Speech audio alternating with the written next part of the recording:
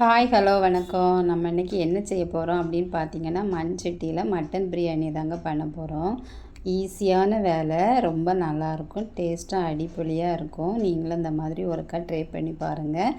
இதோட வேலை வந்து நமக்கு ரொம்ப கம்மியாக இருக்கும். எதுக்கு அப்படி சொல்கிறேன் அப்படின்னு பார்த்தீங்கன்னா, நம்ம வந்து பிரியாணிக்கு வந்து தம் போடுவோம். அந்த தம் போடுற வேலையே நமக்கு இதில் இருக்காது. எதுக்கு அப்படின்னு பார்த்தீங்கன்னா, மண் சட்டியில் வந்து சூடு வந்து ஒரு அரை மணி நேரம் அப்படியே இருக்கும். நம்ம வந்து கரெக்டான பக்குவத்தில் தண்ணியெல்லாம் வற்றினோன்னா அதை அப்படியே நீங்கள் இறக்கி வச்சிடணும். கரெக்டான பதத்துக்கு நமக்கு பிரியாணி வெந்து கிடைக்கும். ரொம்ப டேஸ்டியாகவும் இருக்கும். இதை வந்து நீங்கள் சூடாக சாப்பிடும்போது ஒரு டேஸ்ட்டு இருக்கும். சூடு ஆறின பிறகும் ரொம்ப நல்லா இருக்குங்க. ஒரு தடவை நீங்கள் ட்ரை பண்ணி பாருங்கள். நான் இதில் தான் இப்படி பிரியாணி செஞ்சு வீட்டில் கொடுக்குறேன். கடையில் சாப்பிட்ற பிரியாணியை விட வீட்டில் செய்கிறது ரொம்ப நல்லா இருக்குது அப்படின்னு சொல்லி ரொம்ப விரும்பி சாப்பிடுவாங்க. எனக்கெல்லாம் ஃபஸ்ட்டு பிரியாணியே செய்ய தெரியாதுங்க. தெரியாத நம்ம வந்து ஒவ்வொன்றையும் கற்றுக்கிட்டு தான் செய்கிறோம்.